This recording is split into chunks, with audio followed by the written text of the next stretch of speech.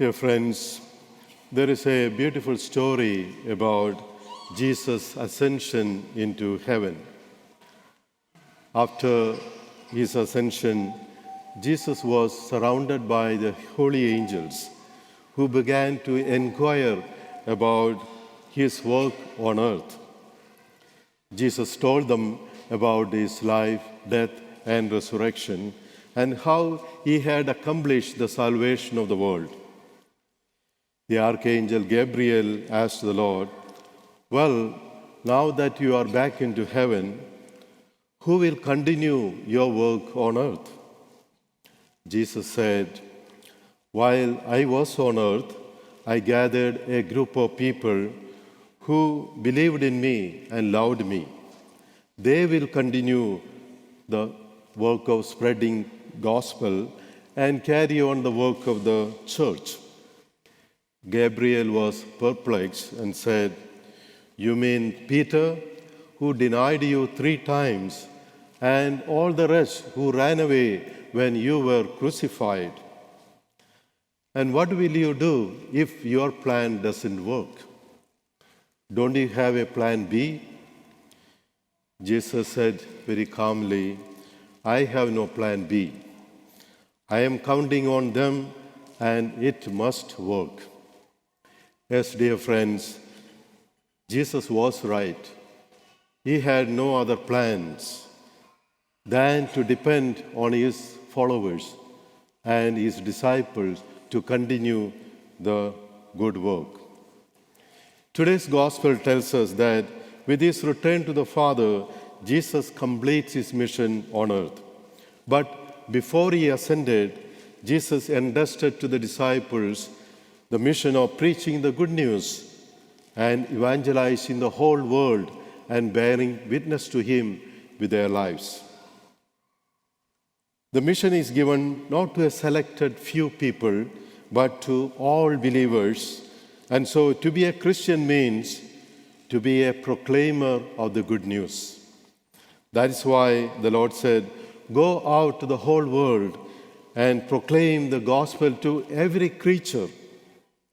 Now one might ask, if Jesus is no longer physically visible, how will the people come to know about his presence?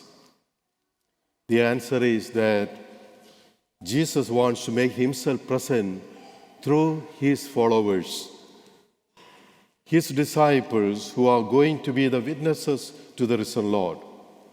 On this feast of Ascension, we are reminded that it is not the task of all the Christians to stand looking up into the sky, either to mourn Jesus' departure from this world or to simply await his second coming.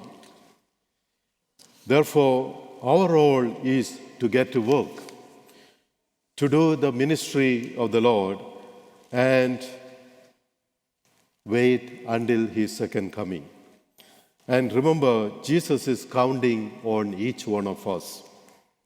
In this context, Pope Pius VI famously said this: "The world needs witnesses more than it needs teachers." It is relatively easy to be a teacher. I'm sure some of you are teachers or have taught in your life. It is much harder to be a witness for others.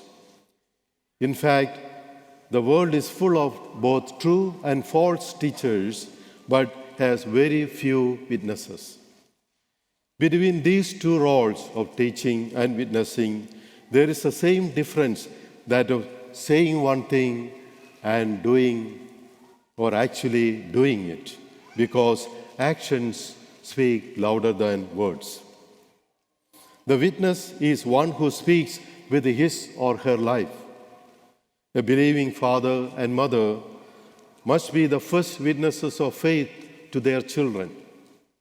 For example, at this time of the year, during the Easter season, many of our children are receiving their first communion or confirmation. Indeed, these are beautiful celebrations, just as we had them very recently. A believing mother or father can help the child review catechism, help them to learn the prayers, and bring them to Mass on a regular basis. Such parents are doing a beautiful job of witnessing to Christ and to their Christian faith, and we need more of them today. The Ascension was not a departure ceremony for Jesus, but the beginning of a new way of life for us, his disciples. We too can be part of Jesus' mission. The Feast of Ascension of the Lord reminds us that when the historical presence of Jesus ended, we are now living in the time of the Spirit through his holy church. The Ascension shows us that our real destiny is not here. We are made of dust or earth, but not destined to remain here on earth.